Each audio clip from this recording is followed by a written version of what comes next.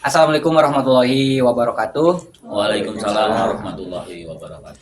Kembali lagi ke acara podcast The Kampus Masyarakat berkolaborasi dengan Masyarakat Leuweung Tiis dan KKN Universitas Muhammadiyah Bandung.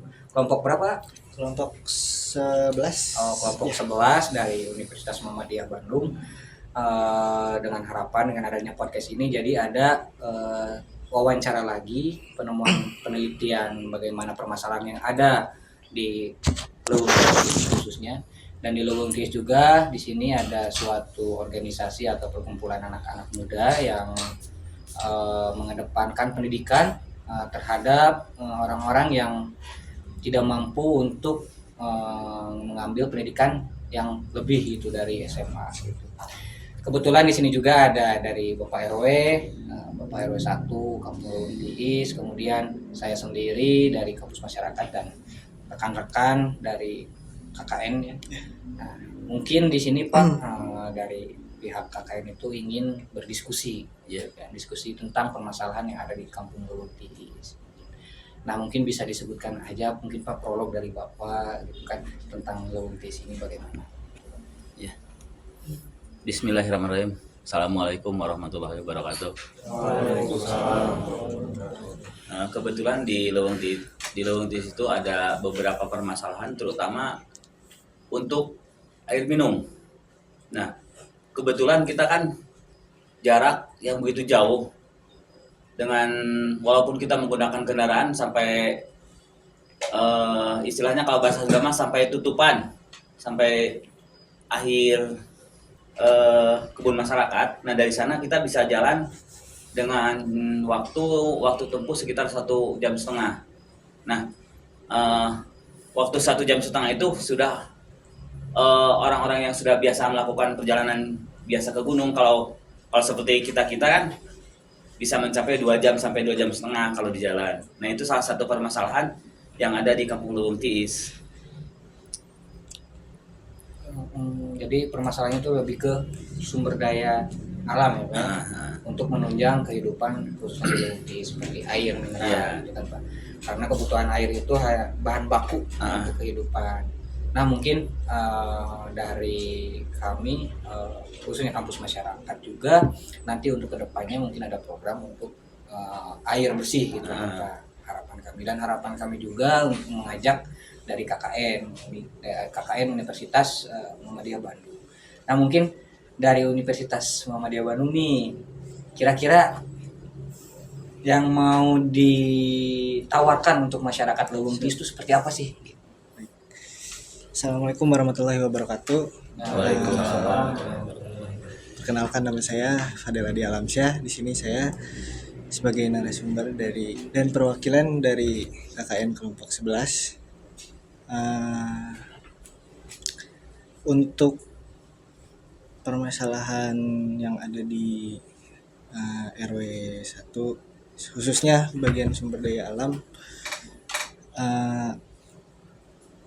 kalau dari anak KKN sendiri karena keterbatasan waktu mungkin yang memang karena kan jangka waktu yang dikasih dari kampus buat anak KKN itu sekitar 1 bulan. Untuk kami sendiri dari KKN mungkin hanya ada beberapa hal yang bisa kami tawarkan. Kalau berdasarkan proposal yang memang sudah kami rancang, salah satunya ada mengenai optimalisasi mempertahankan keeratan dalam bersosialisasi antar warga di era digitalisasi ini. Lalu ada juga optimalisasi pendidikan non formal di kalangan masyarakat pedesaan. Lalu untuk membantu warga agar mendapatkan pengetahuan, juga mengembangkan kreativitas melalui desain kreativitas visual menggunakan media digital. Selain itu juga karena mungkin kembali lagi ke keterbatasan waktu, kami juga kurang optimal untuk menjanjikan sesuatu yang memang terlalu besar, takutnya tidak kondusif melaksanakannya. Tapi kembali lagi kami akan berusaha sebaik mungkin untuk mengusahakan program-program kami masih ada rincian programnya sih dari kami untuk kedepannya. Sisa waktu kami masih ada. Nah, ya. Itu yang menarik itu, yang tadi itu yang menarik itu keeratan dalam bersosialisasi di era digital. Itu juga jadi hal yang fundamental yang menjadi dasar Pak. Jantan jadi kan itu kita permasalahan air ya Pak. Ya. Nah dari mahasiswa itu berarti yang menawarkannya itu pengeratan sosialisasi dulu gitu kan agar tidak adanya miskomunikasi dan itu. Jadi kita bisa merencanakan di situ mungkin mahasiswa nanti bisa masuk. Nah bisa masuk di dalam seminar kayak pengeratan sosialisasi kita bisa mencanangkan buat program air. Nah program air itu nanti dimasukkan dengan itu program itu bisa itu. Jadi hal dasarnya aja gitu kayak misalkan digitalisasi gitu kan digitalisasi itu bisa masuk ke UMKM-nya kan. Terus nanti kalau misalkan pengeratan sosialisasinya itu apa, nah jadi outputnya itu seperti nanti ke air bisa itu seperti itu. Jadi pengeratan sosialisasi untuk merencanakan air gitu kan, seperti itu nanti bisa seperti itu nanti koordinasi lagi. Tapi itu kira-kira selain air apakah permasalahan sosial juga ada tidak Pak gitu di sini? Kebetulan masalah sosial seperti anak sekolah yang kurang mampu kan, karena terbentur biaya. Kan walaupun banyak kan sekolah-sekolah lain itu yang membebaskan, kan itu sudah ada dana bos dari pemerintah. Kebetulan kan sekolah di sini masih tetap ditekankan dengan adanya infak. Nah seperti itu. Jadi banyak anak yang buat apa ngelanjutin sekolah, toh kita harus bayar infak. Nah seperti itu. Jadi mungkin yang pertama permasalahan pendidikan tuh jadi perekonomian karena dengan adanya kayak infak kemudian kayak pungutan itu menjadi inisiatif untuk pendidikan itu minim gitu. Motivasi untuk berpendidikan itu jadi minim karena terhalang oleh keuangan. Bisa juga nanti kalau misalkan harapan kami dari kampus masyarakat dan masyarakat Leuweung Tiis gitu ya khususnya, nanti bisa itu dikolaborasikan yang di proposal disusupi dengan bagaimana kita meningkatkan motivasi di dalam pendidikan dan kemudian bagaimana pemecahan permasalahan yang perekonomian itu di dalam lewat kayak desain seperti itu kan nanti kita mencanangkan ini untuk peningkatan perekonomian. Nah, sehingga nanti gimana caranya prolog itu dari proposal gitu penyesuaian dengan permasalahan yang ada di Leuweung Tiis. Nah mungkin selain yang di proposal seperti program-program bantuan ada tidak? Program bantuan. Mungkin di sini saya paparkan aja ya. Jadi untuk detail program yang emang udah kita rancang itu ada. Karena baik lagi kan emang kita campuran dari berbagai jurusan. Jadi memang jurusan apa aja sih yang di sebentar. Ngarokok heula. Ngarokok heula. Naon ka dieu teh ngarokok.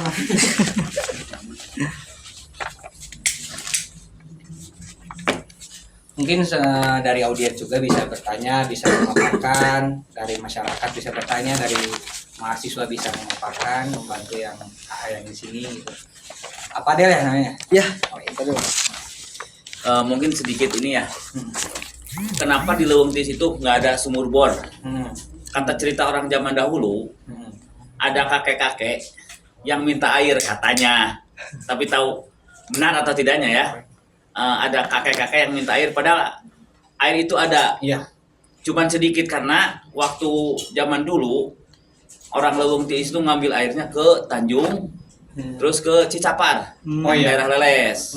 Nah, jadi kan waktu itu bukan susah airnya, susah bawanya kan pada waktu itu tidak ada kendaraan. Jadi orang Leuweung Tiis pada waktu itu mempergunakan lodong. Lodong ada yang tahu lodong? Semacam bambu yang terbuat dari bambu. Nah, orang-orang zaman dahulu membawa air itu bukan pakai sekarang, pakai jerigen, pakai ember. Orang zaman dahulu, orang Leuweung Tiis mengambil air itu pakai bambu sekitar 2 meter lah. Bambu dibolongin sampai yang ujungnya itu nggak ditembusin ke bawah, cuma disisain satu ruas aja. Terus selain bambu juga pada waktu itu orang zaman dahulu mempergunakan kukuk. Kukuk, ada yang tahu kukuk? Semacam belewah, semacam waluh.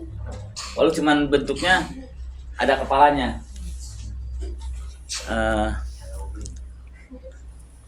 Ya makanya kata orang zaman dahulu, ada kakek-kakek yang minta air, dibilangin gak dikasih air. Nah kakek-kakek tersebut mungkin orang sakti, nggak tahu apa ya, kata orang-orang zaman dahulu. Iya. Orang sakti lah dia bilang. Nah kata dia, ya udah kalau nggak mau ngasih air mah gua nggak bakalan dikasih air nih orang-orang Laung Tis. Nah semenjak itu jadi agak kesusahan orang-orang Laung Tis untuk mengambil air begitu. Dan pada waktu itu orang-orang tua Laung Tis waktu mengambil air dari gunung itu mempergunakan bukan dengan paralon, tapi dengan bambu disambungin. Tapi bambunya dibelah dulu, nanti ruas-ruasnya itu dihilangin. Jadi dari tradisional dari sana sekitar, kalau mempergunakan paralon ya sekitar 4.000 paralon lah. 4.000 kali satu paralon itu 4 meter kan, tinggal dikali aja. Lebih ya. Berkilo-kilo. Karena kalau misalkan itu sesuai dengan cerita zaman dulu ya Pak. Cerita zaman dulu. Kalau mungkin kalau melihat dari perspektif saya, lihatnya letak geografis karena di sini di atas. Kira-kira Pak kalau misalkan ngebor di sini tuh kedalamannya bisa sampai berapa meter sih Pak?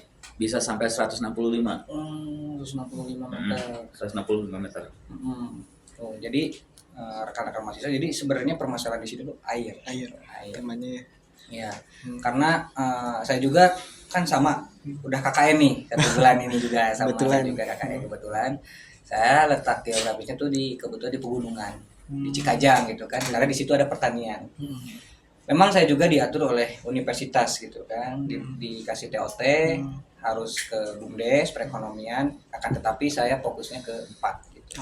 Kesehatan, ke sosial, ke perekonomian, dan ke pertanian. Walaupun agak menyimpang dari kampus gitu, tapi saya memberanikan diri karena kenapa? Karena kalau misalkan kita mengikuti kampus, kita program bantuannya sedikit, karena gitu. Tapi dengan adanya program bantuan itu kita bisa tertata seperti itu, gitu kan. Nah contohnya gini, saya itu di pertanian, di sana pertaniannya itu kebetulan wortel, kemudian dan engkol, gitu kan. Nah ya, saya bagaimana ini? Oh berarti masyarakatnya itu kebanyakannya petani. Nah saya bagaimana nih? Untuk pengelolaan perekonomiannya, ya udah saya dimainkan lah itu barang ke petani gitu kan. Kayaknya ada seminar pestisida dan pupuk alami seperti itu. Itu hanya bagian contoh saja gitu kan, gambaran.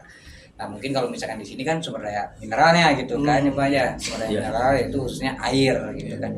Nah mungkin kalau misalkan saya hanya memberikan saran dan masukan, kalau misalkan di TOT di pihak universitasnya itu adalah tentang bagaimana pengeratan sosial antar warga, itu bisa nanti outputnya itu bagaimana kita saling rukun untuk merencanakan bagaimana program air ya Pak ya. Seperti itu. Jadi kita program bantuannya ke sosialisasi.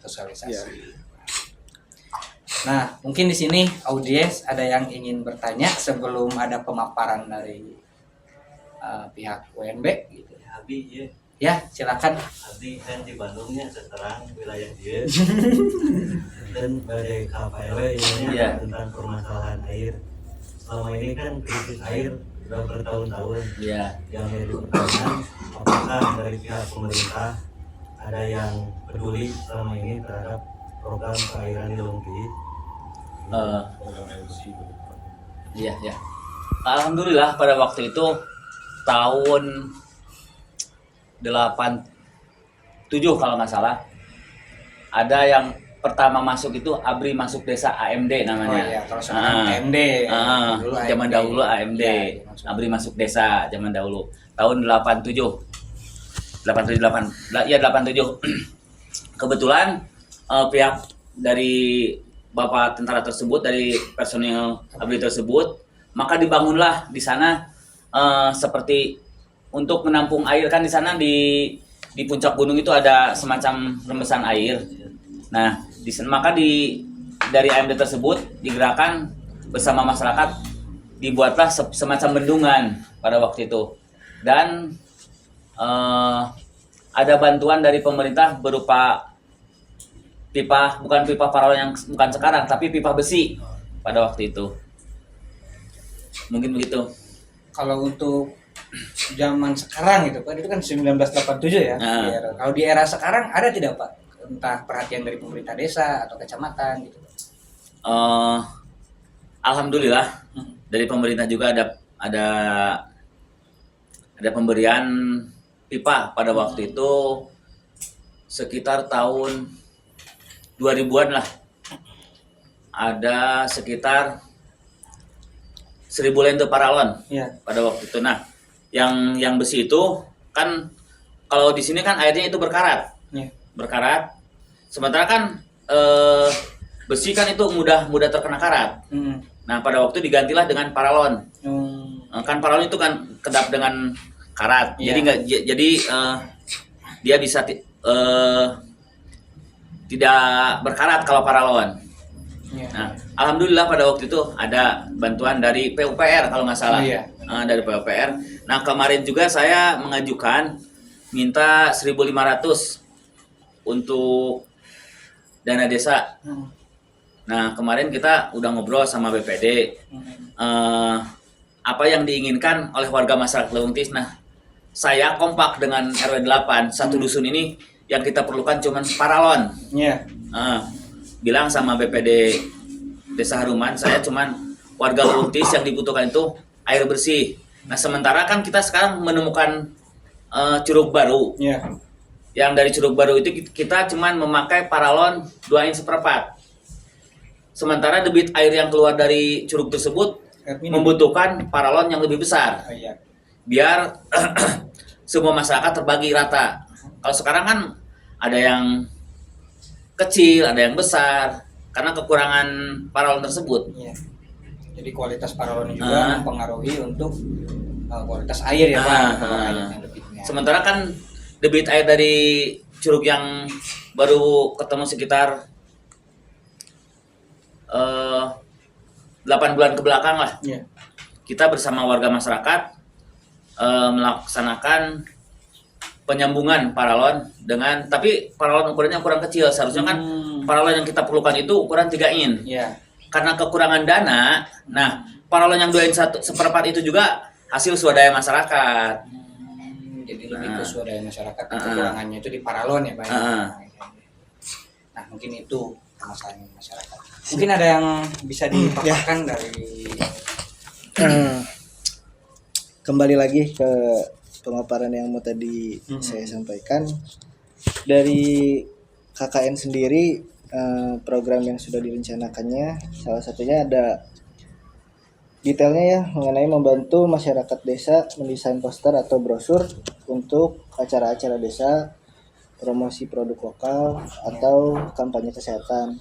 Salah satunya mungkin ada beberapa yang sudah terlaksana di sini, kayak waktu Agustus kemarin sama puskesmas, sosialisasi puskesmas kemarin juga sudah.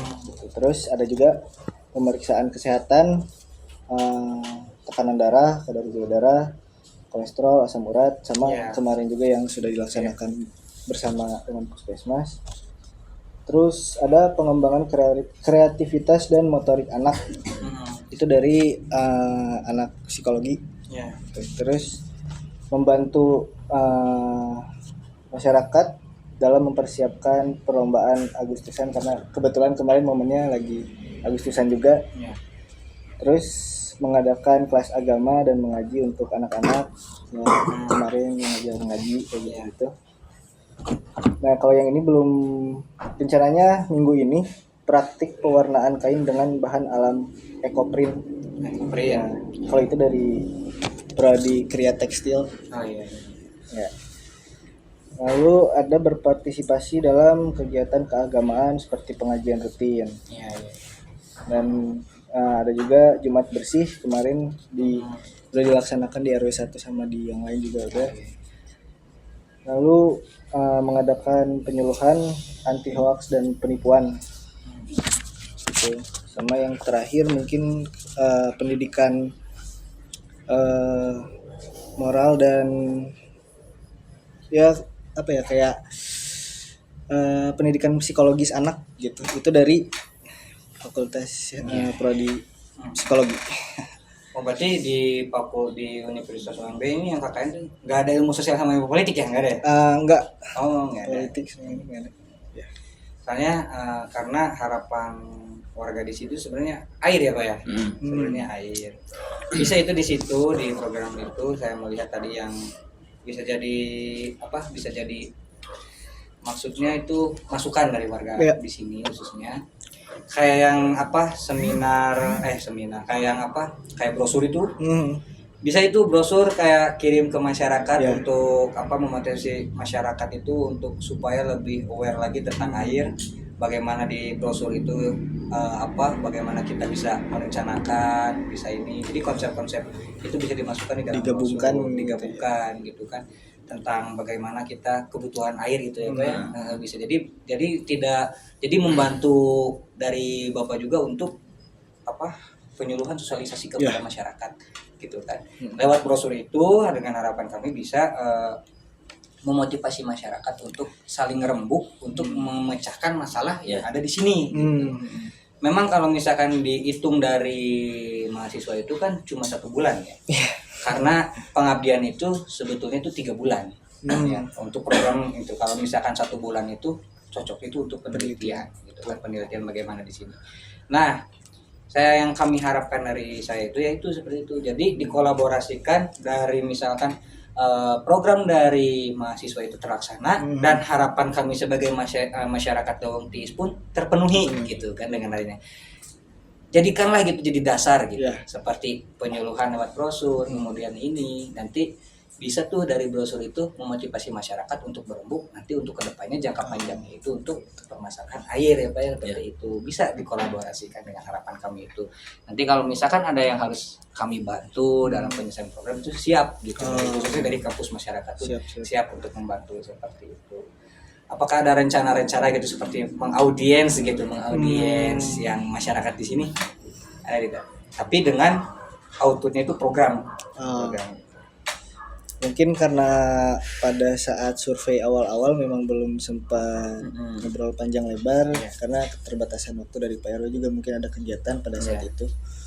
Jadi emang belum sejauh ini obrolannya. Tapi memang kalau untuk mengsosialisasikan seperti misalnya di lewat brosur atau emang penyuluhan mungkin bisa kami rencanakan untuk program kedepannya gitu. Karena kalau pulang tanggal berapa nih? 15, jadi datang 15. Oh, berarti ada waktu 2 minggu ya? Space waktu 2 minggu. Gitu. Nah, kebetulan kita mau tanya nih sama itu dari prodi apa? Psikologi. Nah, kebetulan saya juga kan mengajar. Nah, bagaimana cara menangani anak yang Down syndrome itu?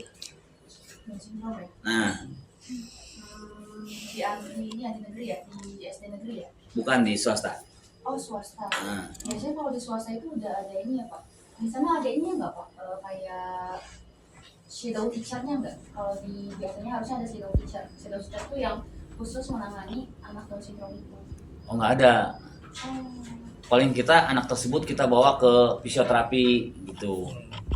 Down syndrome harus dilihat dulu juga sih Pak, segimana gitu. Nah, seperti apa, jadi begini ya, orang lain belajar, dia kan diantar sama ibunya masuk ke kelas. Dia bawa makanan terus satu katok kresek, taruh di depan mejanya. Ibunya keluar. Orang lain kan belajar, dia ngemil terus. Nah terus dia suka bicara sendiri. Nah permasalahan kita, bagaimana sih anak tersebut untuk biar kayak orang lain lah. Biar bisa lebih fokus. Biar lebih fokus.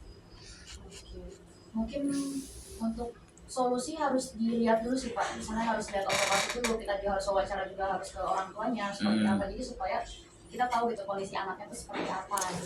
Ceritanya begini, waktu itu kan ibunya kerja, waktu dia masih umur 2 tahunan lah, 2 tahun 3 tahun, ibunya kerja. Nah, anaknya ditinggalin sendiri di rumah. Nah, disuruh nonton film Upin Ipin. Nah, sampai ke sekolah pun dia ngomongnya seperti itu kayak Upin Ipin. Kayak ijat gitu. Atuh biar bilang gitu. Nah, cara menanganinya itu gimana? Pulu. Emang penonton emang harus di dulu, Ya. harus diobservasi yang wawancara dulu, karena kita nggak bisa langsung Ya. intervensi terhadap anak tersebut ya, karena kita harus tahu dulu kondisinya seperti apa, sejauh mana Down syndrome-nya dan lain sebagainya. Apakah anak itu bisa mengikuti di sekolah swasta tersebut atau tidak gitu. Kalau misalnya memang kondisinya berat, mungkin ada baiknya dipindahkan ke sekolah luar biasa gitu. Kan gini. Saya kan nggak tega kan. Kasihan juga sama ibunya. Jadi karena mereka mah inklusif bukan Down syndrome, soalnya emang Down syndrome mah bedanya yang beda ya. Itu mah inklusif. Inklusif masih bisa ditangani gitu Tapi kan. kalau Down syndrome kan nggak bisa ya. Kalau Down syndrome itu udah, kalau Down syndrome itu nggak bisa kan biasanya. Paling gini Pak, kalau menurut saya Pak, tadi kan kalau misalkan harus ada solusi, kita harus mengadakan observasi terlebih dahulu ya. Nanti program itu apa? Yang dari psikologi itu apa? Psikoedukasi. Nah, Nah, psikoedukasi. bisa itu di apa misalkan kayak program itu pemanggilan si anaknya itu dipanggil anaknya Pak di dalam acara tetehnya ya. Di dalam itu nanti diobservasi oleh teteh dari rekan-rekan mahasiswa ini bagaimananya. Nanti dari situ mungkin kalau misalkan kita harus menemukan solusi juga, kita harus melakukan observasi penelitian terlebih dahulu gitu kan. Jadi si anaknya itu bagaimana. Nah nanti mungkin kalau misalkan ada program dari mahasiswa itu bisa didatangkan Pak. Orang mana itu Pak? Kebetulan beda desa deh. Oh beda desa, tapi nggak apa-apa gitu kan, kita open juga gitu kan untuk beda desa. Mungkin nanti bisa Satu kampung tapi beda desa. bisa didatangkan nanti gitu kan. Oh iya. Nah jadi adain seminar kayak gitu, nah datang kan yang audiensnya itu lebih ke ya anak-anak yang mengalami kekurangan seperti itu, kelebihan bukan kekurangan gitu. Nanti di situ bisa diobservasi oleh rekan-rekan mahasiswa. Nanti kalau misalkan ada yang perlu dibantu atau apa, ya kontak aja dari kampus masyarakat bisa. Gitu. Ya. Mungkin dari audiens ada yang mau menanya lagi? Mau nanya lagi? Silakan. Iya boleh. Tapi di luar tema tentang motorik anak ya. Ya, boleh. Kan saya lihat kecamatan Alas itu udah masuk ke daerah industri, terjadinya pabrik-pabrik lah gitu ya. Nah yang seharusnya analoginya seperti mengurangi pengangguran. Dari beberapa tahun ini, apakah ada program dari entah kolaborasi dari pihak pabrik dan desa ataupun kecamatan untuk mengurangi pengangguran yang ada khususnya di Kampung Lungti gitu. Ya. Kebetulan kita menjabat baru sekitar 7 bulanan ya. 7 bulanan kita menjabat. Alhamdulillah tadi ada dari pihak desa, bagi warga masyarakat Leuweung Tiis yang ingin bekerja di PT Hoga, silahkan membuat lamaran dititipkan ke desa. Kebetulan tadi kita udah ngobrol sama pihak desa. Alhamdulillah. Jadi ada titik terang lah untuk warga masyarakat Leuweung Tiis yang ingin bekerja di PT Hoga, silakan membuat lamaran dan dititipkan ke desa. Alhamdulillah. Kalau untuk 7 bulan ke belakang itu saya kurang tahu. Mungkin begitu. Ada lagi? Sebelum ditutup, Izin bertanya ya Asal tadi kan ada kopi nak. Aduh, tukang kopi itu ya pasar rewa ya.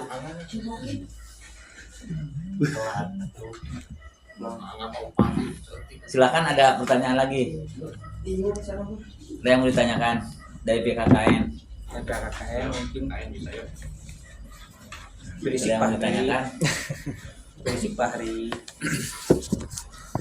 Nah, kita kembali lagi kepada anak tersebut ya, yang tadi saya udah ngomong, kita mau ngomong sama ibunya tuh, kita juga merasakan bagaimana kalau kata saya, kepala sekolah bilang ke saya, udah aja Pak, bilangin aja ke orang tuanya, anak ini harus di KSLB kan, saya kan nggak enak, ya biarin aja pula, yang penting anak tersebut jangan mengganggu terhadap orang lain aja, saya bilangin ke kepala sekolah begitu. Kalau misalnya memang butuh penanganan atau solusi, mungkin saya bisa bantu buat observasi ke sana langsung, terus juga mungkin nanti saya juga bakal minta bantuan dosen saya juga ya untuk ini gitu, untuk saya bantu observasi wawancara, kemudian untuk hasil intervensinya saya bakal tanyain juga ke dosen saya gitu, supaya kalau misalnya emang anak ini sekiranya memang tidak bisa mengikuti pembelajaran di sekolah swasta ini, ya memang harusnya walaupun emang nggak enak ya, tapi memang Disarankan harus gitu. ya harus diutarakan, harus diomongin gitu, karena emang daripada anak ini ikut tapi tidak ada pengembangan gitu, karena emang ada tempatnya kan kalau misalnya memang dia sekiranya memang tidak bisa mengikuti pembelajaran di sekolah swasta. Tapi sih kadang-kadang dia itu kalau lagi moodnya mau nulis dia nulis. Ya, Kalau pikirnya lagi terfokus ke film, ya udah ya, dia ngobrol sendiri. ya, mungkin perlunya kita observasi dan wawancara gitu Nah, untuk iya. mengetahui apakah anak ini tuh betul ke arah Down syndrome kah, ataukah mungkin ada ke arah ADHD atau mungkin hyperaktif dan lain sebagainya gitu. Karena juga kalau misalnya setahu saya hyperaktif itu masih bisa masuk di sekolah biasa gitu, sekolah swasta. Jadi ya, perlu cari tahu dulu gitu, kondisi anaknya seperti apa. Nah boleh besok lah ikut saya lah. Nah, bisa kayak gitu. Boleh besok lah. Boleh. Besok ikut.